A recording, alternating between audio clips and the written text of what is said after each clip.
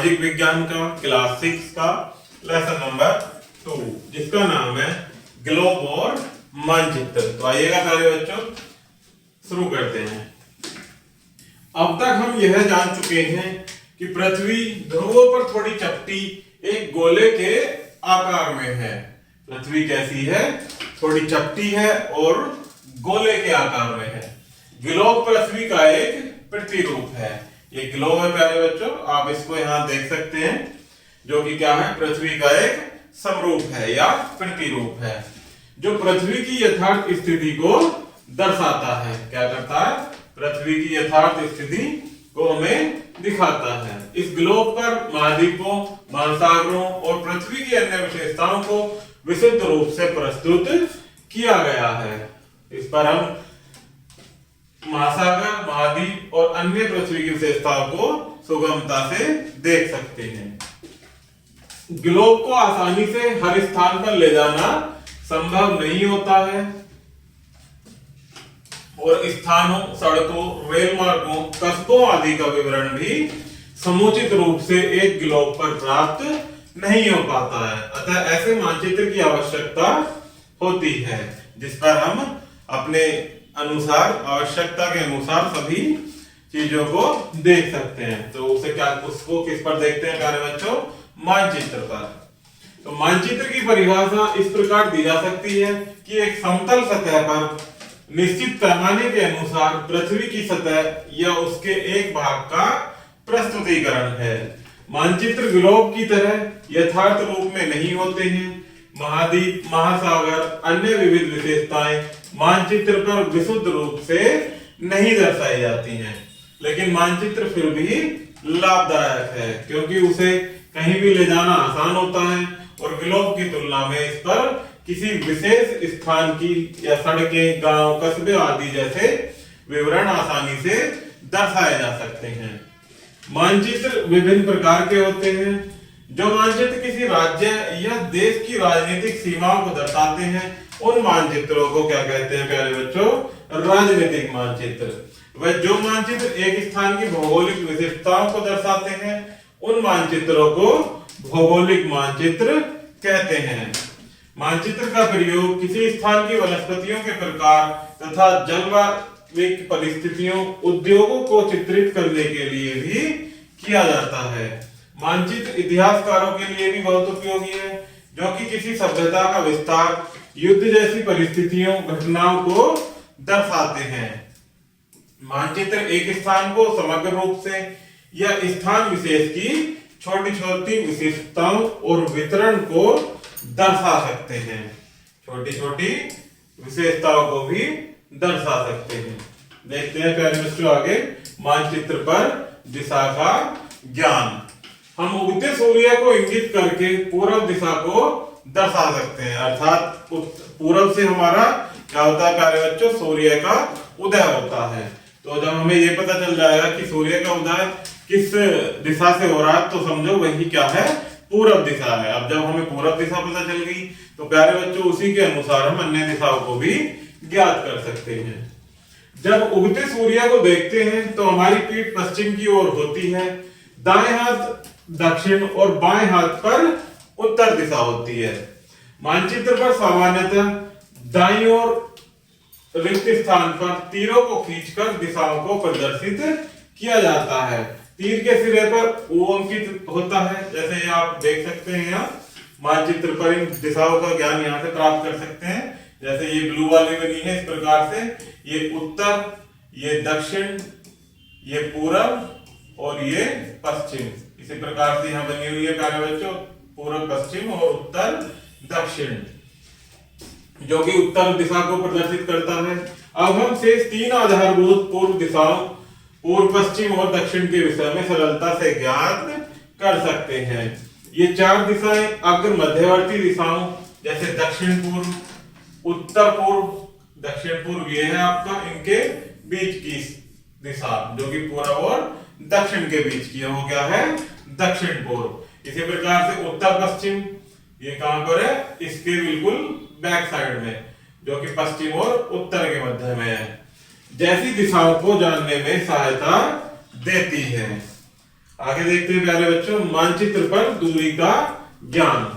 मानचित्र पर दूरियों को पैमाने की सहायता से दर्शाया जाता है, जैसे कि संलग्न प्रदर्शित चित्र में दर्शाया गया है। इस प्रकार से आप ये देख सकते हैं।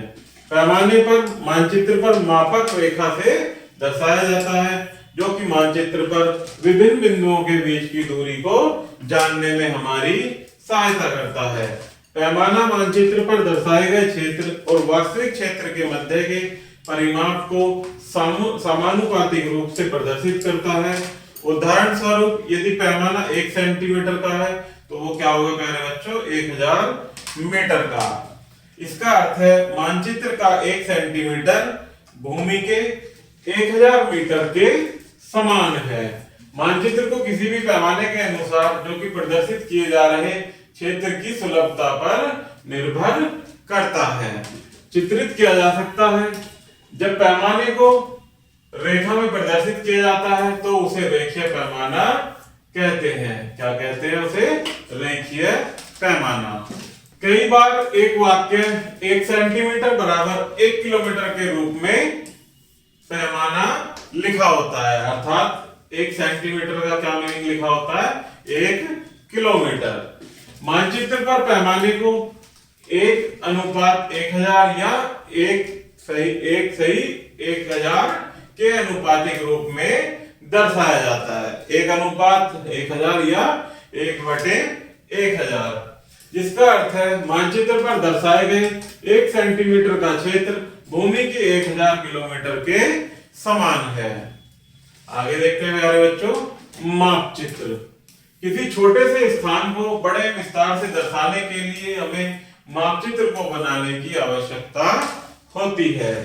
मापचित्र को किसी छोटे से क्षेत्र जैसे मकानों के समूह, कक्षाओं इत्यादि को दर्शाने के लिए प्रयोग किए जाने वाले बहिर्रेख चित्र के रूप में परिभाषित किया जा सकता है। मानचित्र भी पैमाने के अनुसार चित्रित किए जाते हैं। कैसे चित्रित किए जाते हैं मानचित्र? पैमाने के अनुसार। आगे देखते हैं प्यारे बच्चों, मानचित्र में चिन्ह। मानचित्र जब हम देखते हैं तो उसमें कुछ चिन्ह दिए गए होते हैं, प्रतीक चिन्ह, जिनके द्वारा हम किसी विशेष स्थान को या किसी विशेष वस्तु को दर्शाते हैं। भूमि की विशिष्टताओं को कागज पर दर्शाने के लिए मानचित्र का उपयोग होता है। सदैव यह संभव नहीं होता कि दिए गए क्षेत्र की विशेषताओं के सारे आयामों जैसे बांध, वृक्ष, पर्वत, घाटी इत्यादि को दर्शाया जा सके। अतः इनको मानचित्रों पर अंकित करने के लिए विभिन्न चिन्हों का प्रयोग किया जाता है। इन चिन्हों का प्रयोग कुछ समझौतों के अंतर्गत विश्व भर में एक समान रूप से किया जाता है, जो कि पारंपरिक चिन्ह कहलाते हैं। जिन चिन्हों की सहायता से किया जाता है प्यारे बच्चों, उन्हें क्या कहते हैं? पारंपरिक चिन्ह कहते हैं। इन चिन्हों का प्रयोग सर्वेक्षण संबंधित मानचित्रों पर भी किया जाता है।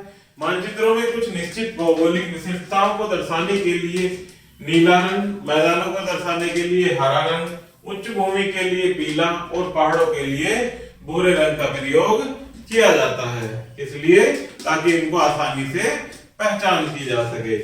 पर्वतों पर बर्फ को सफेद रंग से दर्शाते हैं। मानचित्र के लिए विभिन्न चिन्ह नीचे दर्शाए गए हैं। मानचित्र पर ये कुछ चिन्ह प्यारे बच्चों जो दर्शाए जाते हैं। पक्की सड़क के लिए 2 समांतर लाइन होती हैं। इसी प्रकार से कच्ची सड़क के लिए ये डॉट डॉट करके 2 लाइन होती है समांतर। पैदल चलने का रास्ता सिंगल डॉट डॉट होता है डैश डैश के रूप में, और नदी का इस प्रकार से ये बना होता है। इसी प्रकार से कुआं घिरा हुआ, बिना घिरा हुआ। इसी प्रकार से प्यारे बच्चों ये तालाब के लिए झरना, दलदली भूमि, वृक्ष, घास वाली भूमि, बांध, ये सेतु अर्थात जो पुल होते हैं, ये कब्रिस्तान के लिए, ये तेल का कुआं और ये शिविर की भूमि। इसी प्रकार से इधर दिए गए हैं प्यारे बच्चों, जो कि मानचित्र पर चिन्ह के रूप में दर्शाए जाते हैं। जबकि मानचित्र का प्रयोग एक छोटे क्षेत्र को बड़े क्षेत्र पर चित्रित करने के लिए किया जाता है। एक मानचित्र किसी बड़े क्षेत्र को छोटे स्तर पर दर्शाता है। मानचित्र के लिए उपयोग होने वाला पैमाना मानचित्र के लिए उपयोग होने वाले पैमाने की तुलना में छोटा होता है। मानचित्र जहां अध्ययन किए जाने वाले क्षेत्र के संबंध में साधारण सा अनुमान ही प्रस्तुत करता है, वहीं मानचित्र किसी स्थान की मुख्य विशेषताओं को ही दर्शाता है, जबकि मापचित्र किसी स्थान के जटिल विवरण को ही प्रदर्शित करता है। आगे देखते हैं प्यारे बच्चों, रेखा चित्र। मानचित्र तब बनाए जाते हैं जब किसी स्थान के संबंध में निश्चित पैमाने पर यथार्थ सूचना प्रस्तुत करनी होती है, लेकिन किसी भी स्थान के बारे में एक अनुमान मात्र देने के लिए बिना पैमाने का उपयोग किए रेखाचित्र का प्रयोग किया जाता है। अतः रेखाचित्र कागज पर किसी स्थान से संबंधित पैमाना रहित प्रारंभिक चित्र मात्र होता है। क्या होता है वो? पैमाना रहित अर्थात बिना पैमाने के एक केवल चित्र होता है। रेखाचित्र में भी क्षेत्र से संबंधित सारा विवरण विस्तार से नहीं दिया गया होता। दिया गया रेखाचित्र राकेश की घर की स्थिति को दर्शाता है। ये जो मानचित्र दिया गया प्यारे बच्चों, ये किसके घर की स्थिति को दर्शा रहा है? राकेश के घर की। तो इससे आप समझ सकते हैं कि उसने अपने मित्र अमित को अपने घर पर बुलाया था। जब राकेश ने अमित को अपने घर की स्थिति बोलकर बताई तो उसे कुछ समझ नहीं आया, लेकिन जब राकेश ने दिए गए मानचित्र के अनुसार चित्र दिखाया तो अमित को आसानी से मार्ग समझ में आ गया। अतः रेखाचित्र में पैमाने का प्रयोग नहीं किया जाता, लेकिन किसी क्षेत्र से संबंधित स्थिति और सूचना का अनुमान अवश्य ही लग जाता है। आगे देखते हैं प्यारे बच्चों, मानचित्र का अध्ययन। रेखाचित्र दूरियों, दिशाओं और अन्य विवरण के संबंध में कोई स्पष्ट सूचना नहीं देता है। उसी उद्देश्य की सरलता से पूर्ति हेतु मानचित्र का निर्माण किया जाता है, जिसमें एक स्थान के संबंध में सारी सूचनाएं स्पष्ट रूप से दी गई होती हैं।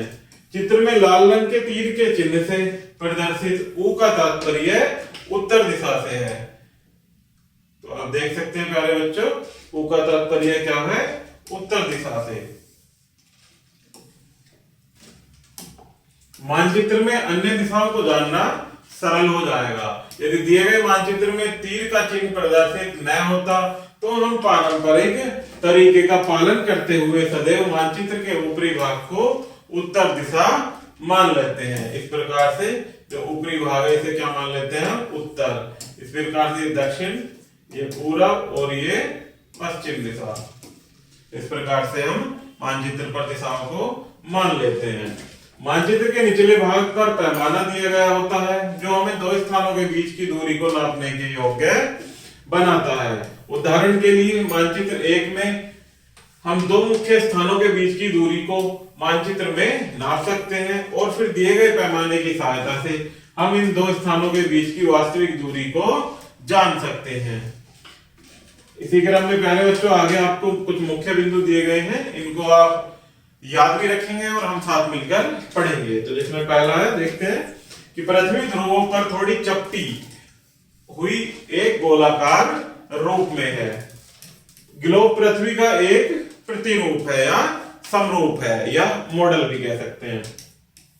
मानचित्र ग्लोब की भांति यथार्थ रूप नहीं होते हैं।